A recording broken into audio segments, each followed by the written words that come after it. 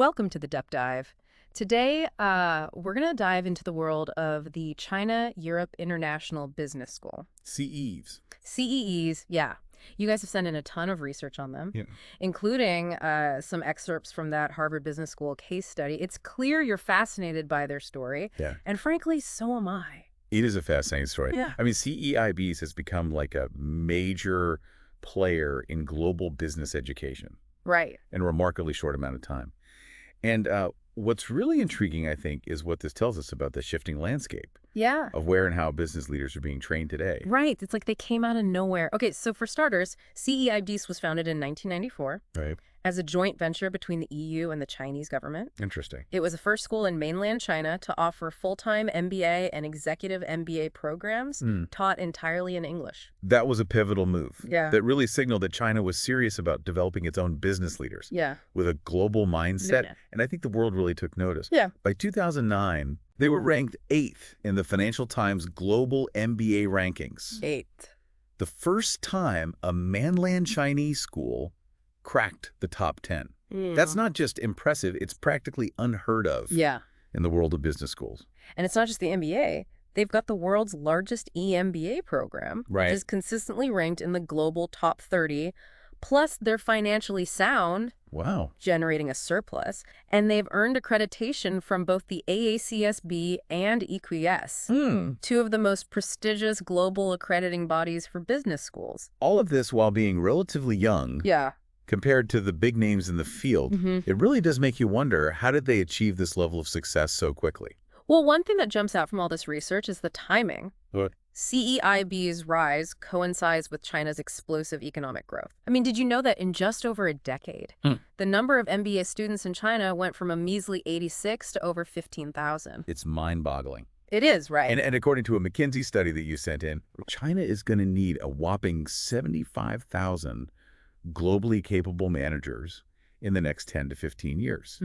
Talk about being in the right place at the right time. It almost feels like destiny, doesn't it? Yeah. But here's where things get interesting. We also have this looming demographic challenge Uh-oh. with China's shrinking population of 20 to 29-year-olds. Right. If that's their core market for MBAs, Yeah. how do they sustain this incredible growth? That's the million-dollar question. Do they shift focus to executive education? Right? Do they try to attract more international students? I mean, Yeah. this demographic shift is something they can't ignore Yeah. if they want to remain a top player. All right, so we've got this incredible success story. Yeah, But even CEOs isn't without its growing pains. sure. The sources you sent highlight some pretty intense strategic debates they're grappling with. One that really jumped out at me is this identity crisis. Oh. Should they focus on teaching Okay. or research? That's a core question for any business school. Right. But it's particularly interesting in CEI's case. Initially, their focus was on adapting existing business knowledge. Yeah. For the Chinese context, they were all about practical skills, Right. getting those managers up to speed quickly to meet the demands of a Yeah. rapidly growing economy. Which makes perfect sense, given the context, right? Right. But now there's this debate raging Yeah. about whether they should shift gears and become more of a research powerhouse, generating new knowledge about China and business in general. We saw some strong opinions in the sources. Zhu Xiaoming, CEI's president, and Zhu Bin, the economics head, Yeah. are really pushing for more China-specific research. Their argument is that CEI's is uniquely positioned Yeah. to be a thought leader in this area, uncovering insights that nobody else can. That's a compelling argument, Right. especially with China's growing economic influence. Yeah. And on the flip side, we have Willem Burgers, a Okay. marketing professor, who thinks being a China expert could be limiting in a globalized world. His point is, if you're training leaders for global business, Right. don't you need a broader perspective? Yeah. It's a tricky balance. It really is. And it raises a fundamental question. Does CEIBS want to be the go-to place for understanding business in China? Right. Or does it want to be a global thought leader shaping the future of business everywhere? That's a tough choice. Yeah. And the answer will have significant implications for everything from faculty recruitment to program design. Okay, so identity crisis number one, teaching versus research. Okay.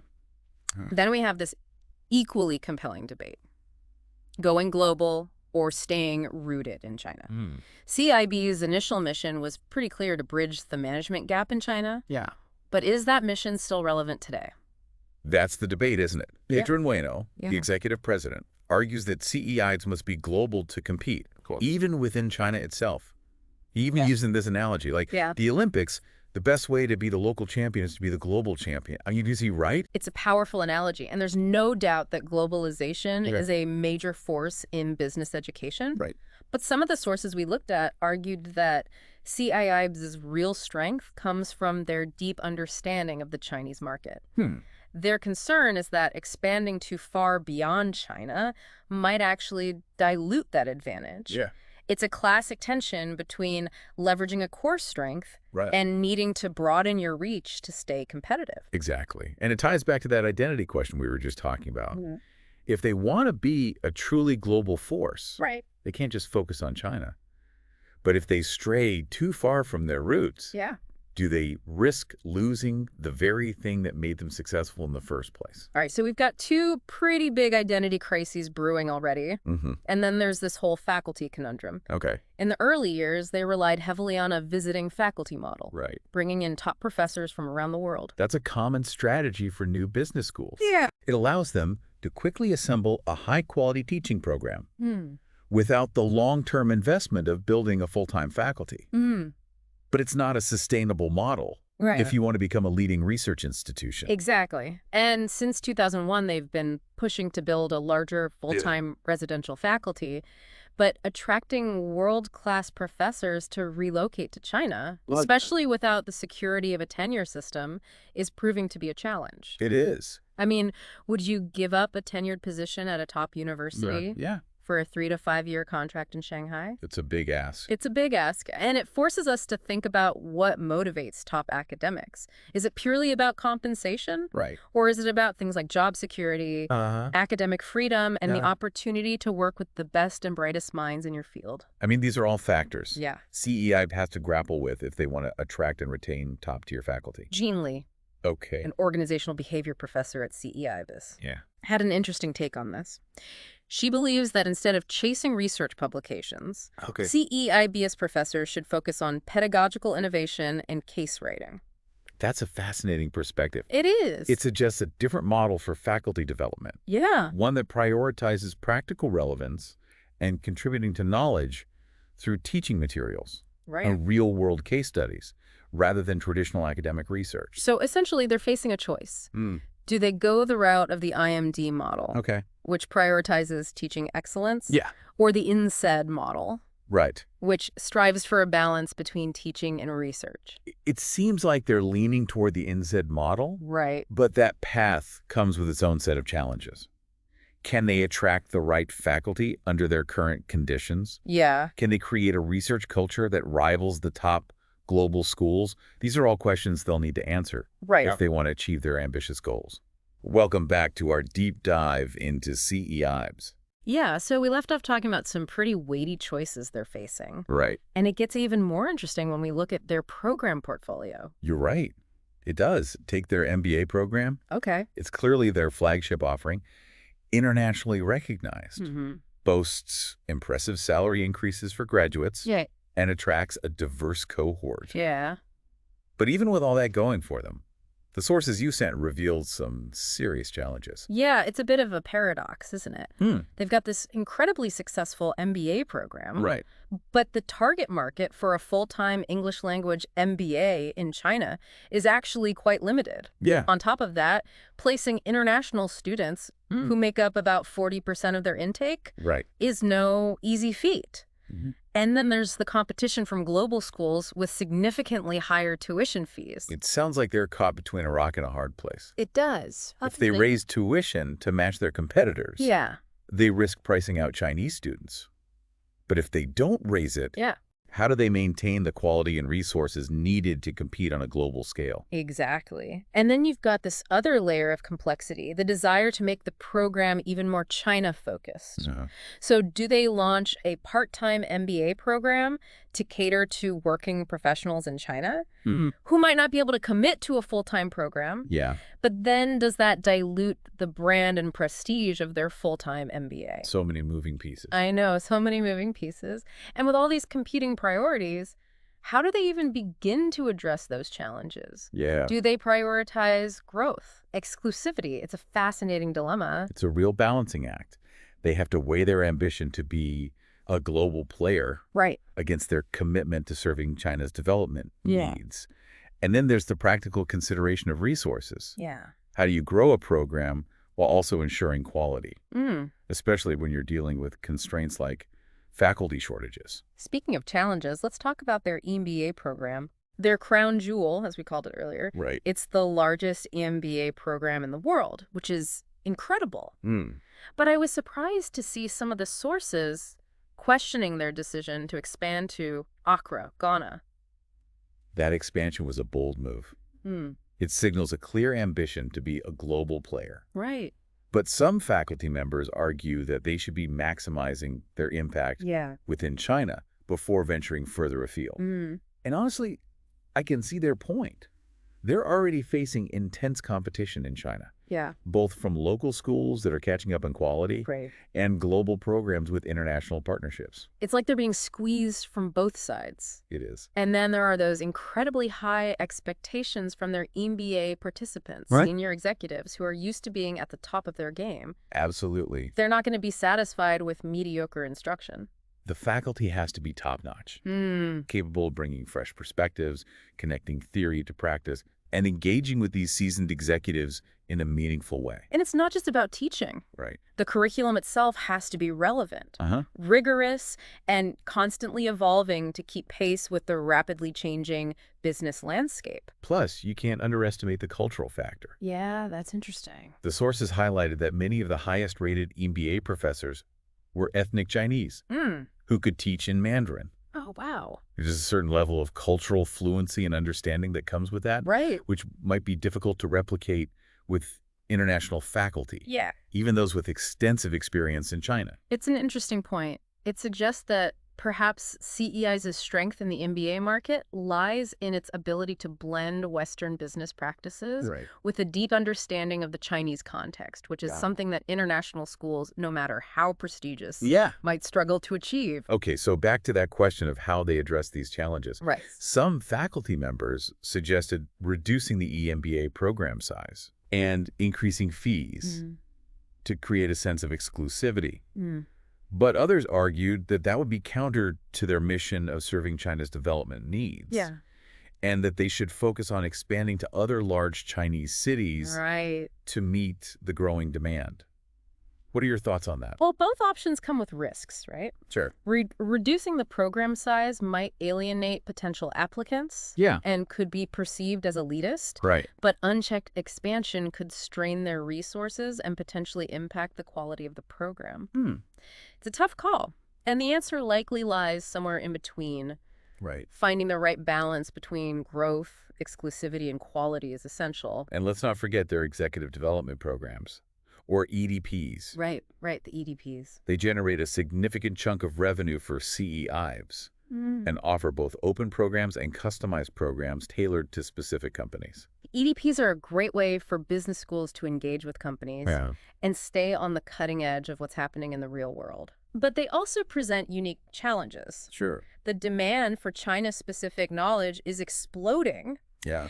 and CEIBS needs to make sure their EDPs are offering something truly unique and valuable, Right. especially with increasing competition in this space. And they've got to be mindful of the economic climate. The 2008 financial crisis hit executive programs around the world pretty hard Oh, yeah. as companies tighten their belts and cut back on discretionary spending. Right.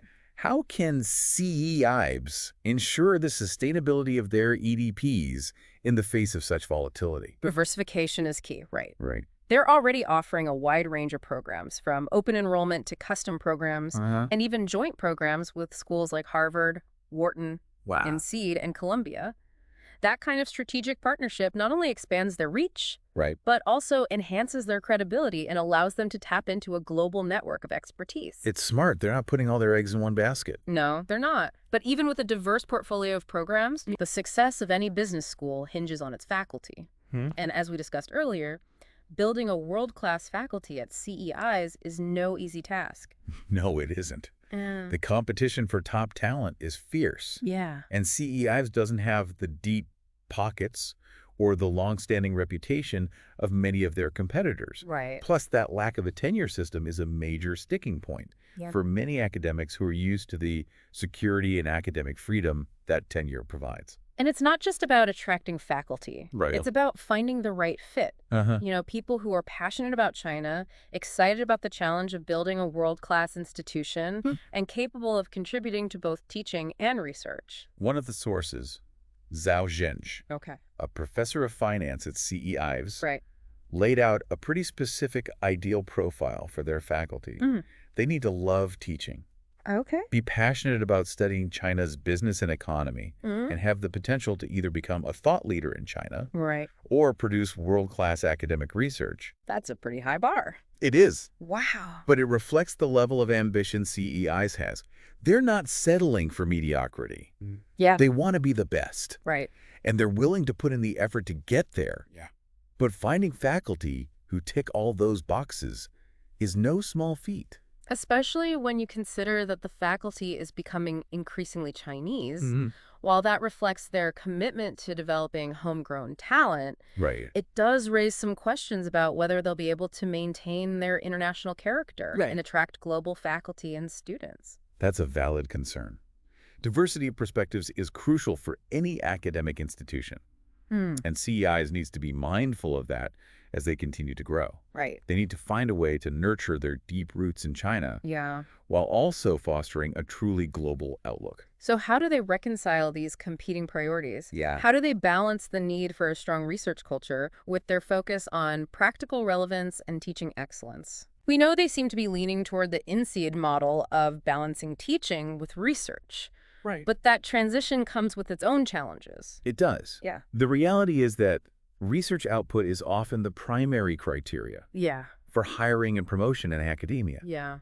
So how do they incentivize research without sacrificing teaching quality? Right. And how do they create a research environment that can compete with the top global schools? These are all questions they'll need to answer as they move forward. One idea that's been floated is launching a PhD program. Okay. Some faculty argue it's essential for attracting top researchers and building a robust research culture, Right. but others are wary of the costs Yeah. and the challenge of building a high-quality program from scratch. It's a big decision It is. with long-term implications. Launching a PhD program is a significant undertaking. It requires a substantial investment of resources, a strong faculty with a proven track record of research, and a clear vision for what you want the program to achieve.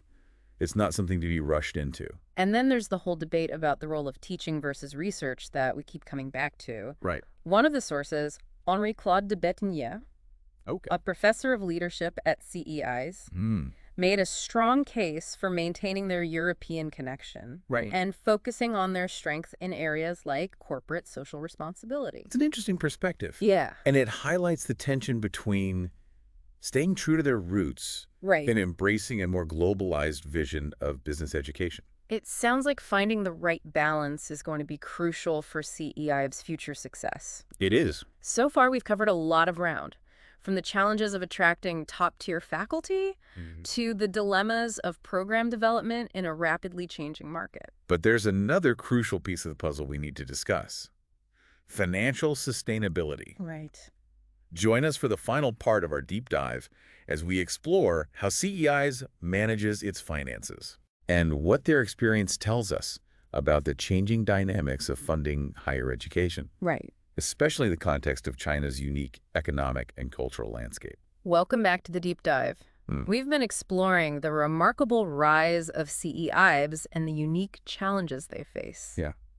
Now, let's shift gears and talk about money. Okay. Because let's be honest, even the best business schools need to keep the lights on. It's true. Financial sustainability is a crucial consideration for any institution, Yeah. but it's especially interesting in CEI's case. You see, unlike many top-tier business schools in the U.S., Right. which have substantial endowments built up over decades, if not centuries, Right. CEIBS relies almost entirely on tuition revenue. That's right. And it makes their financial picture a lot more precarious, doesn't it? It does. They don't have that safety net of a huge endowment to fall back on. Right. So how do they ensure their long-term financial stability? Well, it's a question that comes up repeatedly in the sources you sent. Yeah. They've been running a surplus, which is great. Yeah. But the 2008 financial crisis had a ripple effect on business schools around the world. Right. And CEIBS wasn't immune. Hmm. Companies tightened their training budgets and demand for executive programs dipped. Yeah. It highlights the need for diversification, both in their program portfolio and their funding sources. So they can't just rely on tuition from their MBA and EMBA programs. What are some of the other avenues they're exploring? Corporate partnerships are a big one. Okay. They've been quite successful in attracting corporate sponsorships Mm. for things like endowed chairs, scholarships, and research projects. Right. But there's a cultural element at play here, too. You mean the fact that wealthy Chinese alumni don't have the same tradition of donating to their alma mater as we see in the West? Exactly. Philanthropy is viewed differently in China, Right. and building that culture of giving back is a long-term endeavor. Mm. CEIBS is actively working to cultivate relationships with their alumni, Right. but it's a slow process. Their alumni network is actually the largest in mainland China, Wow. with over 8,000 members and 30 chapters worldwide. Mm. As those alumni become more successful, it could translate into significant financial support for the school down the line. It sounds like they're playing the long game with alumni relations, Yeah. which makes sense. But in the meantime, they still have to compete with those established schools that have centuries of alumni donations and massive endowments behind them. Right. How do they manage that? Well, it's a David versus Goliath scenario in some ways, Yeah. but CEIBS has some unique advantages. Let's talk about the competitive landscape for a minute. Okay. You sent in some excellent research on their key competitors, both within China and internationally. It paints a fascinating picture of the dynamics at play in the global business education market. Okay, let's start with the domestic competition. Right. We've got schools like CKGSB, BMBA, Guanghua School of Management, Tsinghua SEM, Antai College, and Fudan Thumb. Wow, that's a lot. I know, right? All vying for the same pool of students and faculty. How does CEIBS stand out in that crowd? Well, what's striking is how rapidly these Chinese schools are evolving. Yeah. They're investing heavily in faculty, building state-of-the-art facilities, and constantly refining their programs. They're benchmarking themselves against the best in the world. It's a sign of China's ambitions on the global stage, isn't it? It is. They're not content to just be regional players anymore. But that means CEIBS isn't just competing with local rivals. Right. They're also going head-to-head with international heavyweights like Harvard, INSEAD, IMD, and top Asian schools like HKS and NUS. Right. These are institutions with global brand recognition, massive resources, Yeah. and decades, if not centuries, of history behind them. You're right. The competition is fierce. It is. But CEIBS has proven that they can punch above their weight. Yeah. That 8th place ranking in the 2009 Financial Times Global MBA ranking was a huge statement. They're not afraid to compete with the big boys. So how do they actually do it? What are their key advantages? Well, their focus on China is a big differentiator. They have an unparalleled understanding of the Chinese market. Their faculty has deep connections within Chinese businesses. Right. And they offer a unique perspective on doing business in China that Western schools simply can't replicate. So it's not just about teaching business concepts. Right. It's about providing students with a nuanced understanding of the cultural and economic context of doing business in China. Precisely. And that's something that's in high demand, Yeah. not just among Chinese students, but also among international students and companies looking to do business in China. They also have this unique position as a bridge between Europe and China, Right. thanks in part to that EU-China Business Management Training Project, Right, the BMT. or BMT, which you mentioned earlier. Right. That 7.6 million grant from the EU is quite significant. It is. It's not just about funding. Right. It's a statement of support and recognition from the European Union. It is. And it highlights CEIBS's role in facilitating knowledge transfer and cross-cultural understanding between China and Europe. Right. They've even partnered with top European schools like EFMD, Frankfurt School of Finance and Management, Yeah. and IES Business School for this project, which speaks volumes about their credibility and their commitment to international collaboration. So they're building bridges instead of walls. It's a smart strategy in a world that's becoming increasingly interconnected. It is. Yeah. And they're not just focused on attracting students. Right. They're also working hard to recruit top faculty from around the world. They know that having a world-class faculty is essential for maintaining their high standards Yeah. and for building a reputation for research excellence. But we've talked about the challenges they face in attracting top academics, the lack of a tenure system, the competition from other schools. Yeah. How are they addressing those hurdles? Well, they're offering competitive salaries, of course, Right. but it's more than that. They're creating a supportive and stimulating work environment. They're offering the opportunity to be part of something truly unique and impactful. Yeah. And they're highlighting the excitement of being on the ground floor of something that's changing the landscape of global business education. So it's not just about the money. Right. It's about being part of something bigger than yourself. Exactly. Yeah. And that resonates with a certain type of academic. Yeah. Someone who's driven by intellectual curiosity. Right. Who's passionate about China. And who's excited about the challenge of building something truly world-class. All right, so we've talked about their competitive landscape, Yeah. their financial strategies, their faculty challenges. It's a lot to take in. It is. What are the key takeaways here? What does CEIBS' story tell us about the future of business education? Not just in China, but globally. Well, I think there's several key lessons here. Okay. First, adaptability is paramount. The world is changing faster than ever. Yeah. And institutions that can't adapt will get left behind. CEIBS has had to constantly evolve and adjust its strategy to keep pace with the changing demands of the market Yeah. and the shifting landscape of business education. It's like that Darwin quote. Oh, yeah. It is not the strongest of the species that survives, nor the most intelligent. Right. It is the one that is most adaptable to change. Exactly. And second, differentiation is key. Okay. In a crowded marketplace, Yeah. you need to offer something unique.